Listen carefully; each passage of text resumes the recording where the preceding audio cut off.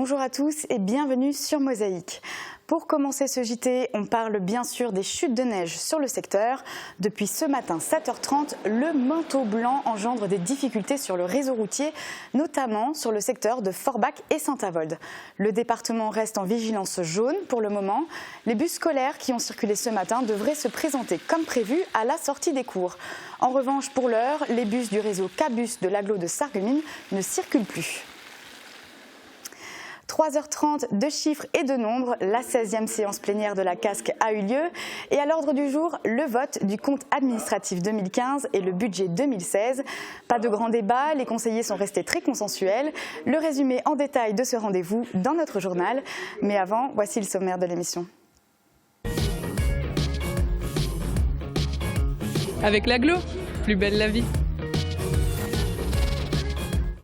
Au sommaire aujourd'hui, retour sur les temps forts de ce week-end. Le concert de Raphaël et les portes ouvertes du pôle universitaire de Sarreguemines faisaient partie des événements à ne pas manquer. 16e séance plénière pour le conseil de la CASC, le vote des budgets était à l'ordre du jour.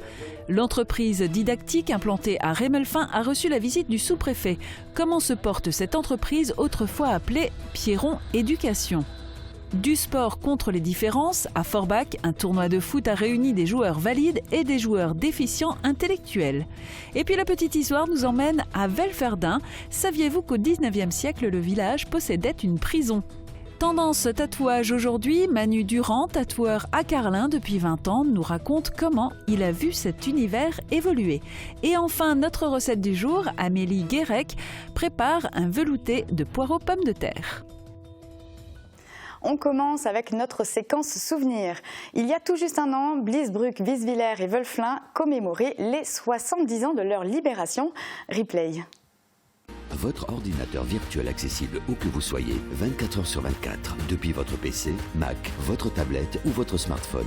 Pour les pros, la solution c'est le cloud ID Réseau.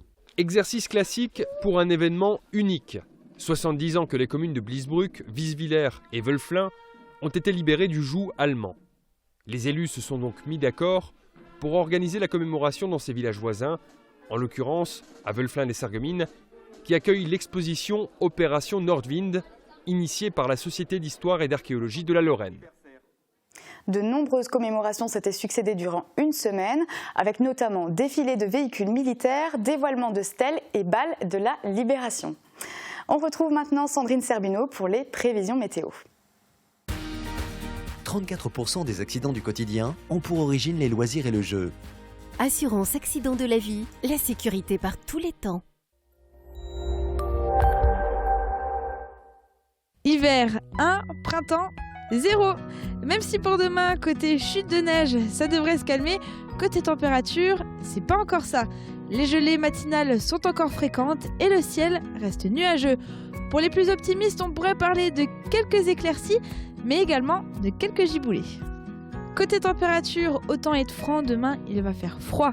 Les minimales iront de -5 à -2 degrés, les maximales de 3 à 5 degrés. Demain, mardi 8 mars, nous fêtons les Humphrey. Le soleil nous accompagnera de 6h57 à 18h26. Si vous étiez un politique, vous changeriez quoi ? C'est la question que nous vous avons posée. Regardez.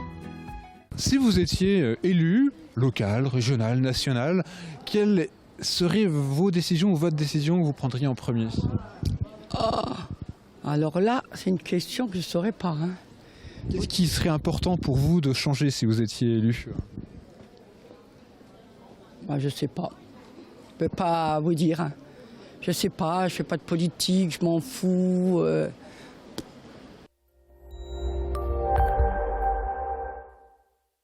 Je parraine un ami et tout le monde y gagne. Mon filleul, ma banque et moi. Au Crédit Mutuel, un client satisfait rayonne. Le Conseil régional de Lorraine vous présente la météo des neiges.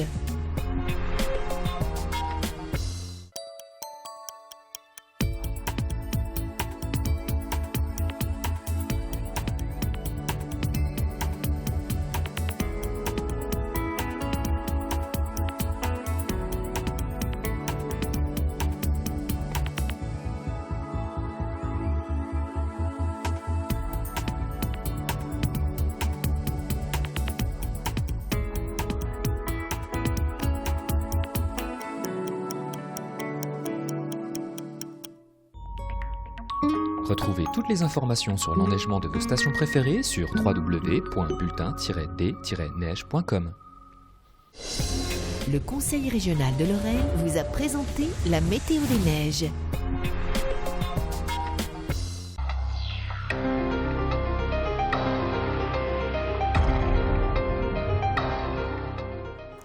Du chant, du jeu et des découvertes. Ce week-end, le ton a été donné dès vendredi soir avec le concert de Raphaël. Les chœurs étaient assurés par les élèves du collège Jean Jaurès et dirigés par leur professeur de musique, Martial Schmitt. C'était sur la scène de l'Hôtel de Ville à Sarreguemines. On commence ce résumé en les écoutant. Et regarde-toi en présent, jamais.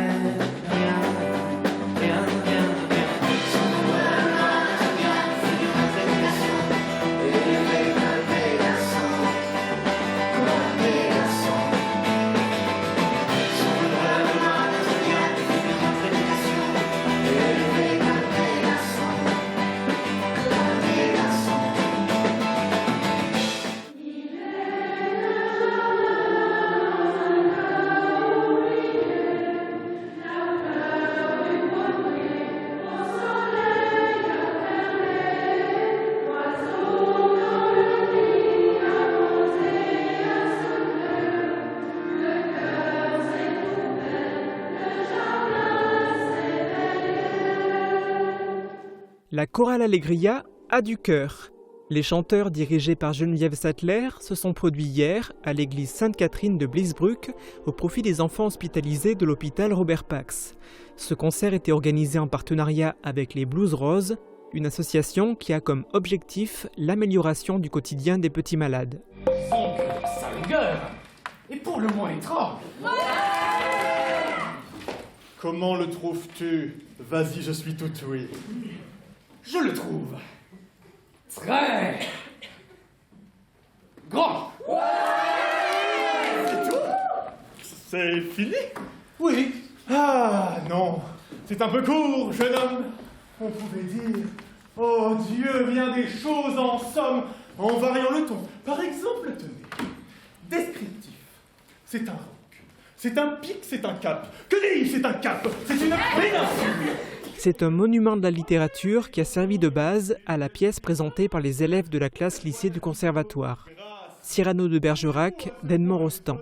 Tout en restant fidèles au texte original, Margot Gauer et Viviane Lamas ont réécrit une version moderne de Cyrano. L'histoire se déroule de nos jours au lycée. Sans perdre ses rimes ni ses alexandrins, l'homme au nez proéminent est devenu le bad boy du coin. Deux représentations de la pièce Cyrano Story ont eu lieu ce week-end. La préparation de la rentrée universitaire, c'est maintenant. De futurs étudiants ont découvert les élèves, les professeurs, les contenus des formations et les installations du pôle universitaire de Sarreguemines. Ces antennes de l'IUT de Moselle-Est et du département de droit de l'Université de Lorraine ouvraient en effet leurs portes ce week-end. Cette année, près de 430 étudiants sont inscrits dans ces filières dans la cité faïencière. Des ladies maquillées, coiffées, massées, dévergondées et photographiées. À un bar, à l'hôtel Sweet & Smart, les femmes pouvaient profiter des ateliers gratuits qui leur étaient proposés par la marque de vente à domicile au Moulin Rose.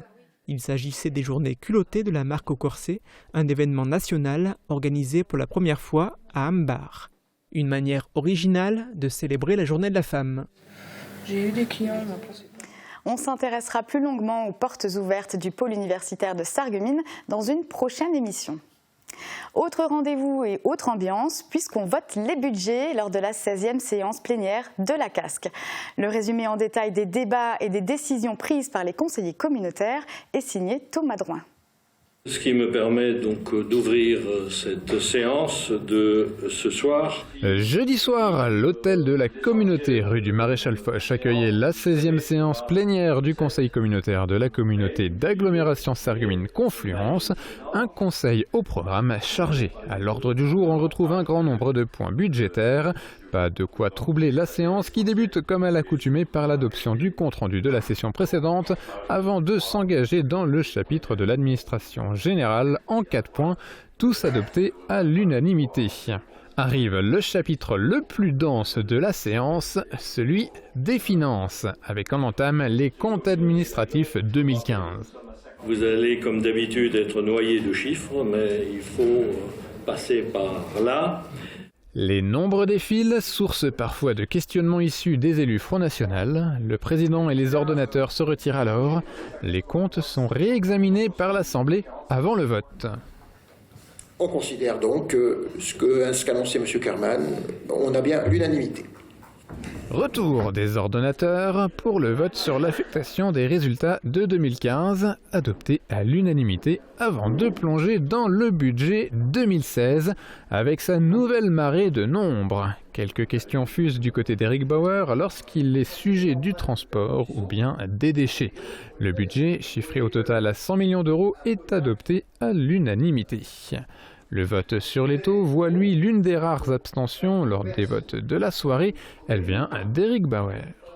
Les deux points suivants auraient pu être la source de débat. Sous leur nom à rallonge de fonds de péréquation des ressources intercommunales et communales d'une part et fonds de solidarité de l'autre, ils sont toutefois votés à l'unanimité. Et c'est presque avec soulagement que les élus passent au chapitre suivant, celui des ressources humaines, rapidement évacué avec un vote à l'unanimité. Quatrième chapitre, le développement économique, avec 2 points liés au golfe de Sarreguemines pour la gestion duquel l'Assemblée souhaite recourir à une délégation de services publics adoptée à l'unanimité. Puis court passage du côté de l'Europole 2 concernant une cession de terrain à l'entreprise Sostmeyer, repartant elle aussi avec l'ensemble des voix des élus. Le chapitre des équipements sportifs nous fait regarder du côté de l'ancienne gendarmerie mobile, terrain sur lequel la CASC souhaite réaliser une salle multi-activités.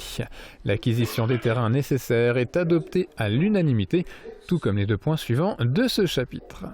L'horloge tourne, mais les derniers chapitres doivent encore être abordés. L'assainissement, le développement durable et l'animation, 3 points adoptés, encore une fois, à l'unanimité. 22h, la séance se termine après 3h30 de chiffres et de votes. Donc voilà, je peux clore cette séance. Le sous-préfet de l'arrondissement de Sarreguemines à la rencontre du monde économique. C'était au tour de l'entreprise didactique de le recevoir. Mosaïque s'est rendu à Rémelfin pour en savoir plus sur ce qu'est devenue cette entreprise, appelée autrefois Pierron Éducation. Reportage de Julia Bitran. Des outils pédagogiques, matériel pédagogique. Et donc, Didactique, ce n'est pas une entreprise habituée à recevoir du public, encore moins un sous-préfet qui était pour l'occasion accompagné par le maire de la commune. C'est la première fois que nous avons la visite d'une personnalité de la région dans l'entreprise. Donc nous sommes flattés, heureux, nous avons eu un échange constructif et enrichissant. Une trentaine de personnes travaillent ici à Rémelfin, où a déménagé l'entreprise quelque temps après sa reprise par une holding financière, le groupe Apsia. Pierron Éducation est devenue Didactique, une entité juridique qui comprend 2 enseignes. D'un côté, Ascoselda est dédiée au matériel pédagogique, au mobilier et à l'équipement pour l'accueil des enfants de 2 à 12 ans. En parallèle, la marque historique Pierron commercialise du matériel scientifique à destination des collèges et des lycées. Sa spécificité, miser aussi sur la conception et le développement. C'est une des richesses de Pierron et d'Ascoselda d'avoir capacité à faire du développement interne. Et on espère pouvoir continuer à le faire pendant longtemps, puisque c'est une vraie voie de différenciation sur le marché français. Spécialisée dans la vente par correspondance, Didactique édite chaque année des catalogues estampillés Pierron, avec toujours des nouveautés. On a plein de projets, l'envie de faire beaucoup de choses. En plus, c'est la période où on entre dans le numérique, tout le monde en parle, on essaie de le faire, même si c'est un coût. Non, des tas de projets, des tas de choses intéressantes avec des équipes en interne et on travaille aussi avec des équipes externes sur des technologies un peu plus pointues. Des projets et pas de déménagement ni de délocalisation à l'ordre du jour. Je crois surtout que pour que les entreprises se développent, il faut que les hommes se sentent bien là où ils sont. Aujourd'hui, les gens se sentent bien à Rémelfin, voilà. Donc on reste à Rémelfin. Et nous partons à Forbach maintenant, où un tournoi de foot contre les différences a été organisé par l'US Forbach. Un tournoi unifié, réunissant joueurs valides et joueurs déficients intellectuels. Les détails avec Renaud Coquet. Une équipe de foot unifiée, ses 3 meilleurs athlètes et 2 partenaires, comprenait 3 joueurs déficients intellectuels et 2 joueurs classiques issus de clubs. La philosophie défendue est de mélanger tout le monde. Sur le terrain, pas de différence, tous sont des joueurs de foot. On peut partager avec tout le monde et si on marque des buts, c'est l'esprit d'équipe. L'essentiel, c'est l'esprit d'équipe, donc c'est ça le foot pour moi. Les joueurs qui participent à ce tournoi viennent des ESAT de Petite-Rosselle et Saint-Avold, de l'école de Guise, du foyer d'accueil de Forbach et des clubs de foot de Forbach et Montigny. Les 16 équipes sont réparties en 4 poules, à l'issue desquelles 2 divisions seront constituées. L'objectif pour ces footballeurs en herbe est de se qualifier pour la finale, mais le défi sportif n'occulte pas l'objectif de fond. Sedan n'est pas venu seulement pour gagner. Faire plaisir aussi aux personnes, aux handicapés, pour montrer qu'il n'y a pas que eux, il y a aussi nous, on peut les aider. On montre qu'on aime bien jouer avec eux, ou les faire progresser, qu'ils voient au moins qu'ils ont leur niveau, qu'ils peuvent avoir notre niveau. Depuis 4 ans maintenant, l'école de Guise, qui accueille des personnes déficientes intellectuelles, a noué un partenariat avec le club de foot de Forbach. Grâce à ce partenariat, ces joueurs handicapés viennent s'entraîner au club, où ils ont d'ailleurs leur licence. Ce partenariat a permis de nouer des liens entre joueurs valides et non valides. Il y a carrément une équipe de U15 qui a répondu présent. Personne n'a manqué à l'appel. Pourquoi? Parce qu'ils se côtoient, ils se voient pendant les entraînements. Ça veut dire eux c'est naturel. Je veux dire, on a mis ça en place depuis 4 ans et puis on voit que tout le monde adhère. Voilà, ils sont considérés comme des joueurs de football, quoi. Effectivement, le sport a ce pouvoir de gommer les différences. Au moment fatidique des tirs au but, il n'y a plus de joueurs handicapés, il n'y a que des membres d'une seule et même équipe. Et il y en a un qui tient à jouer dans la même catégorie que les valides. Michel Munch le prouve au Mans lors du championnat de France de cross. Il a terminé 4e au général et 1er de sa catégorie handisport. Il est plus que jamais en route pour les Jeux Olympiques. On passe maintenant à un sujet de saison dans une semaine en région. Aujourd'hui, on vous propose d'aller faire de la luge dans les Vosges.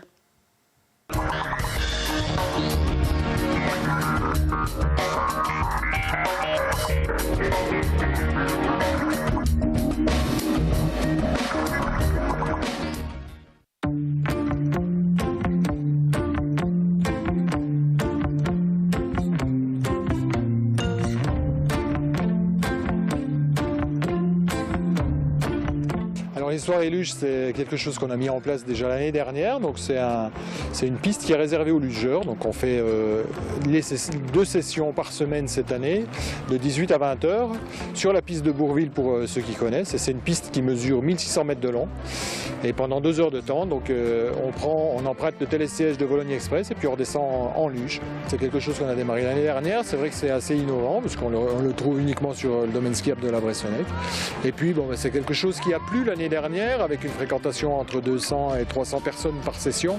Donc on a souhaité le reconduire cette année. Déjà, il faut s'équiper, donc il faut une luge, mais en fait c'est un bob plastique muni de 2 freins. Il faut être casqué, il faut avoir des chaussures antidérapantes faites pour marcher dans la neige, pas de chaussures de ski bien entendu, c'est pour la sécurité tout ça. Et puis pendant 2 heures, on peut faire autant d'allers-retours qu'il est possible d'en faire avec sa luge en empruntant le télésiège. On dit aux enfants, est-ce que vous avez envie de faire de la luge? Et vous dites, ah ouais super, on y va, et ils ne s'attendent pas du tout à ce qu'on va faire. Et alors on monte avec nos luges en haut du télésiège et on fait une descente d'enfer sur 1600 mètres, c'est terrible, on fait la course et j'ai perdu.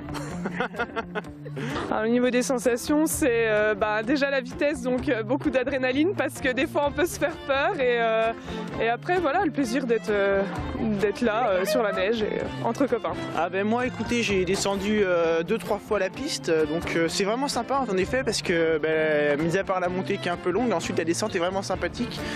On peut descendre la piste tout en maîtrisant son engin, ce qui fait aussi extrêmement plaisir. On peut gérer sa vitesse donc en fonction de soi et c'est vraiment sympathique. Oui, c'est des plaisirs d'enfance parce que que à part ici, il faut vraiment avoir l'occasion d'habiter en campagne pour aller luger. Donc voilà, c'est l'occasion. Ah bah oui, c'est quelque chose qui est assez unique. Moi, je l'ai testé plusieurs fois. C'est quelque chose qui peut plaire aussi aux grands, hein, comme moi. Et puis, à partir de 10 ans, donc on autorise l'accès à cette piste de luge parce qu'il y a quand même, dans une partie de la piste, un endroit un peu plus pentu pour lequel il faut savoir manipuler les freins.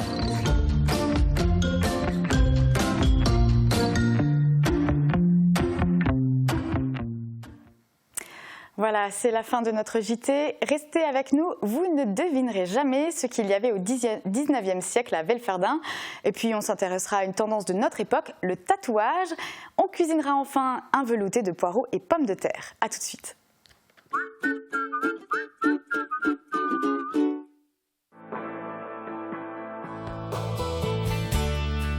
Quand on comprend de moins en moins bien, on finit par se couper du monde. Réagissez et testez votre audition gratuitement à la Passion de l'audition. Ensemble, trouvons la meilleure solution pour la meilleure audition. Jeudi 10 mars, venez tester votre audition gratuitement.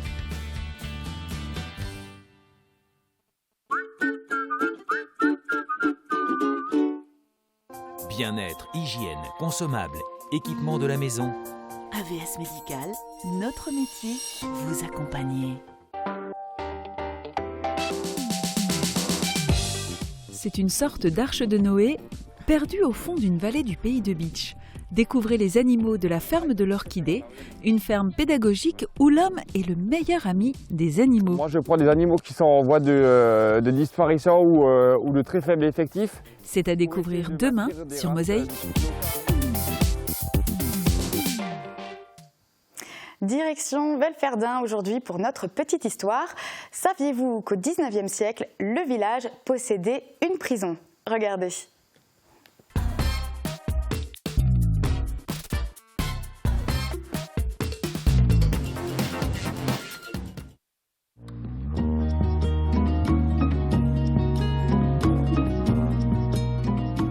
C'est un petit bâtiment de pierre à l'arrière de la mairie, le plus petit bâtiment du village, pas plus grand qu'un abri de jardin.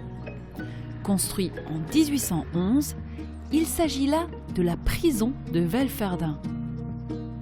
2 fenêtres, une porte et un sous-sol.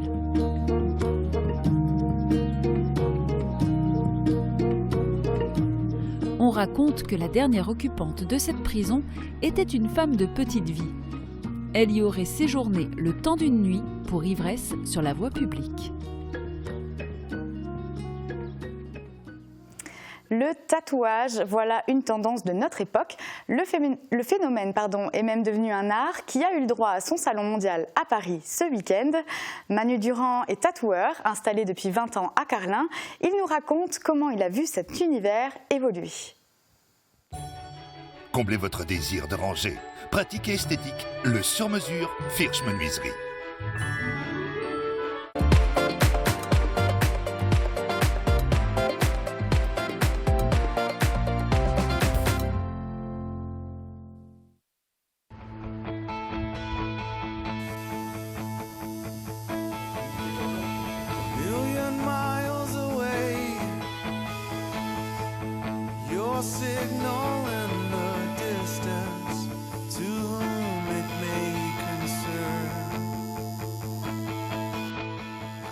Marginal le siècle dernier, le tatouage est aujourd'hui ancré dans les mœurs. Cet art ancestral s'affiche désormais plus ou moins ostensiblement sur les corps et ce dans tous les milieux. J'exagère pas si je dis 70% de la population est tatouée, quoi.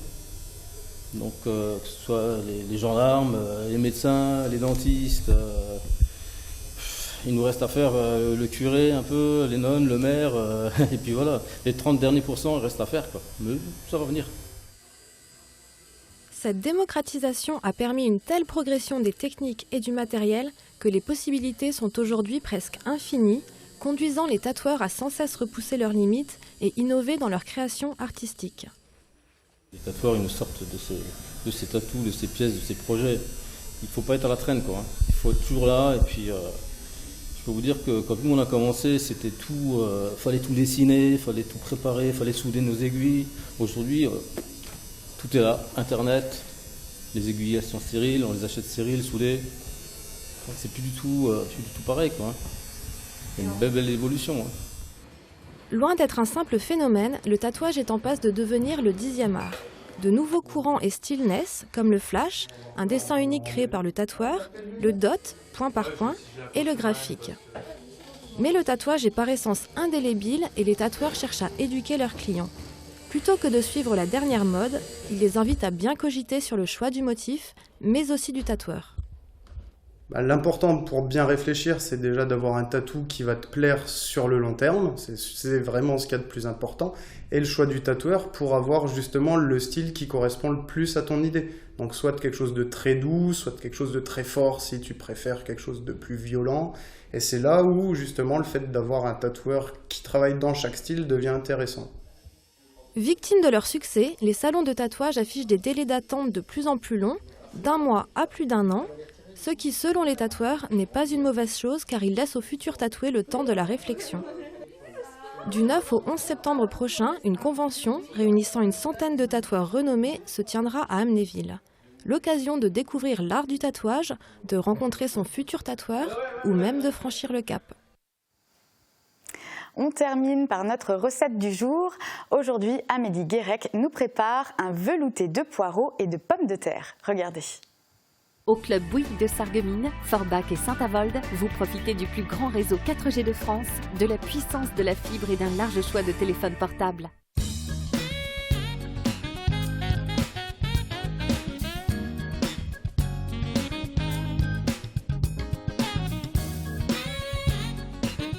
Bonjour, aujourd'hui ce qu'on vous propose c'est un plat de saison puisqu'il s'agit d'un velouté poireaux pommes de terre.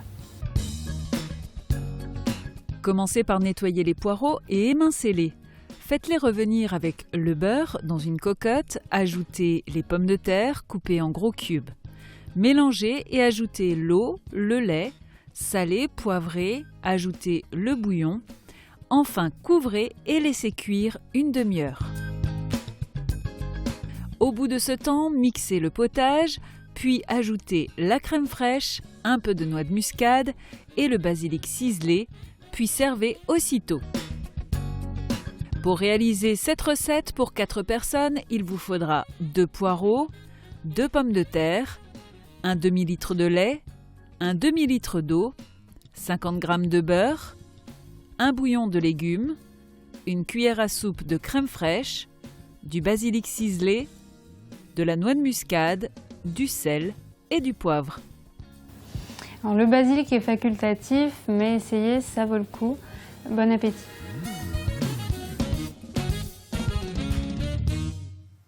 Voilà, c'est la fin de cette émission. Merci de l'avoir suivi. Très bonne journée à tous.